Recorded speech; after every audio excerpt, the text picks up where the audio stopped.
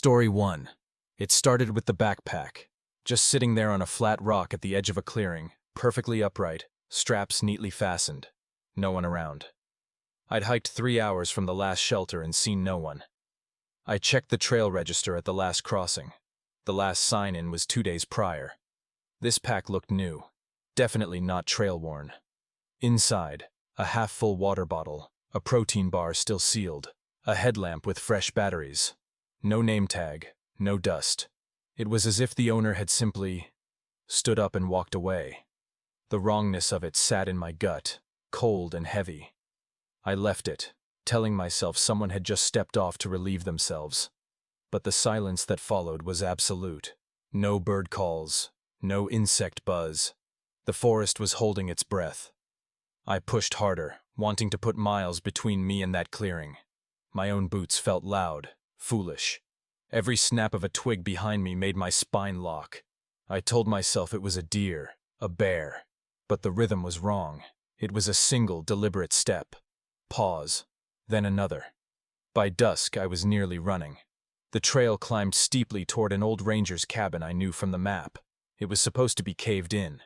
But when I stumbled into the clearing, the small log structure stood solid, its windows boarded, but the chimney stack intact.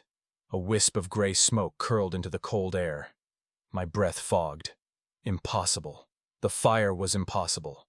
The cabin door was slightly ajar, not broken, wedged open with a smooth stone. Inside, the single room was swept clean. A dusty Coleman stove sat in the corner, cold. But on the crude table, a tin cup, a pocket knife, and a small spiral-bound notebook. I flipped it open. Page after page of lists. Dates, trail miles, weather, all in a meticulous looping script. The last entry, from 3 days ago. Subject moved north from Yellow Bluffs, following at a distance. He knows I'm here. My blood turned to ice. Subject, me. I backed out, knocking the tin cup over. It clattered on the plank floor, the sound obscenely loud. In the sudden silence, I heard it. From the dense woods behind the cabin, a soft, rhythmic click, click, click, like a trekking pole on stone, or a fingernail tapping a sapling. I didn't look. I ran for the tree line, off the trail, crashing through frozen briars, my heart a hammer in my throat. I didn't stop until my lungs burned and the moon was high, illuminating a small natural rock overhang, a decent shelter. I huddled inside, zipped my bag to my chin, and listened. The forest was silent again. Too silent. Then, a new sound. Not from the woods. From inside my own pack. A faint, digital beep. My satellite messenger. I never turned the tracking beacon on. I fumbled for it, fingers numb. The screen glowed. One new message, from a number I didn't recognize. It was a single, time-stamped photo. A grainy, moonlit shot of the overhang I was currently hiding under. Taken from 30 yards away. The timestamp was from 2 minutes ago. The sound of my own breathing filled the hollow. But beneath it, almost imperceptible, was another sound. The soft, steady crunch of boots on frost-hardened leaves. Very, very close. Pausing just outside the veil of my rock shelter. A shadow, longer than any trees, slid across the entrance. Then, a voice, calm and clear, spoken from the darkness right at my shoulder. You really shouldn't have read the notebook. It wasn't a threat. It was a statement of fact. A quiet, disappointed tone, like a teacher catching a cheating student. The footsteps took one more step into the overhang. I couldn't move, couldn't scream. The voice was so close I felt the vibration of it in my teeth. Now I have to make sure you don't tell anyone about the clean cabin. The click, click, click started again in the dark, right beside me. Getting closer. Not a trekking pole, a bone, a finger, tapping on the stone. Story 2. The first thing you notice on the trail is the silence. It's wrong. The Appalachians in July are a concert of cicadas and birds. But 3 days north of the last town, the forest held its breath. I checked my map. The trail was correct. The weather was perfect. But the air felt thick, like swimming through cold honey. Then I saw the boot. A single, mud-caked leather work boot, size 12, placed perfectly upright on a flat rock beside the path. No scuff marks leading to or from it. Just a solitary thing, waiting. I nudged it with my trekking pole. It was empty. I left it there, a prickle on my neck that wouldn't fade. That night, in my tent, I heard him. Not footsteps. A slow, rhythmic shush, shush, shush. Like someone dragging a heavy branch across the soft earth, circling my tent. I held my breath, my heart a trapped bird. The sound stopped.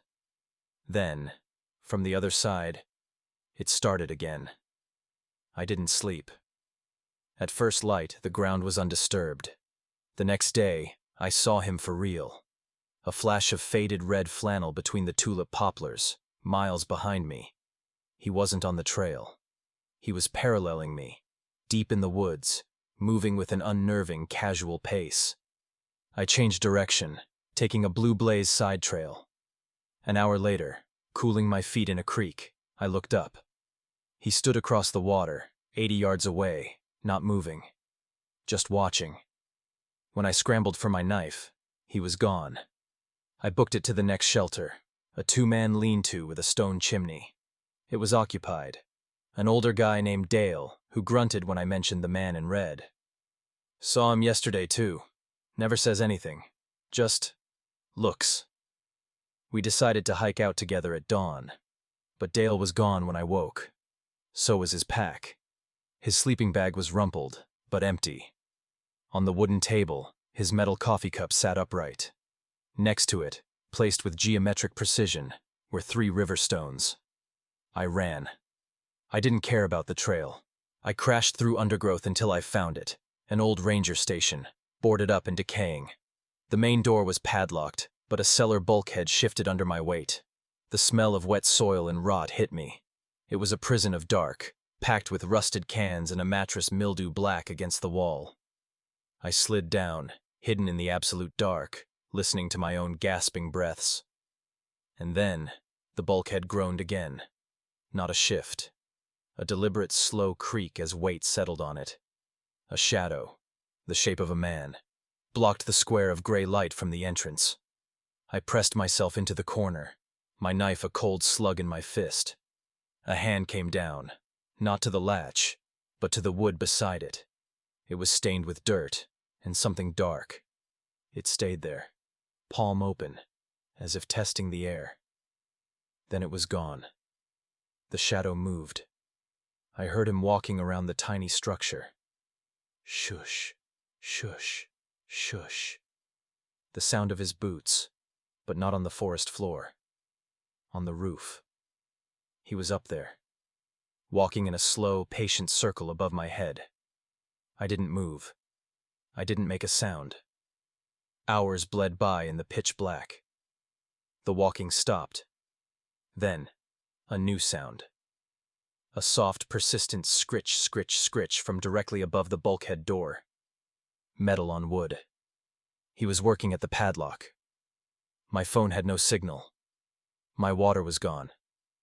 The air in the cellar was getting close, tasting of earth and despair. The scritch, scritch continued, a maddening, methodical sound. Then it stopped. Absolute silence. A single drop of water fell from the ceiling onto my forehead. Cold. I looked up. In the gap where the bulkhead met the frame, 2 eyes were staring down at me. They weren't angry. They weren't excited. They were profoundly, utterly curious. Like a child examining a bug. He found the weak point in the lock. The padlock clattered to the concrete floor. The bulkhead lifted a 1/4 inch. A beam of afternoon light sliced in, illuminating swirling dust. And his hand, reaching down into the darkness, groping for the ladder rungs. He wasn't going to rush. He was coming to visit. I pressed the knife harder into my palm, the blade biting. The hand withdrew. The bulkhead settled back into place. I heard his footsteps moving away. Shush, shush, shush, fading into the woods. He'd had the chance. He let it go. Now I sit here, in the dark, listening to the absolute silence of the forest again. My throat is sand. My fingers are numb. I know he's out there, waiting for me to feel safe again, to make a sound, to move. The terrifying part isn't the cellar or the eyes. It's the waiting. It's the game. And the knowledge that he knows I know he's playing. The silence is back. But now, when I listen closely, I can hear my own heartbeat matching the rhythm of his footsteps, echoing from inside my own head. Shush, shush, shush.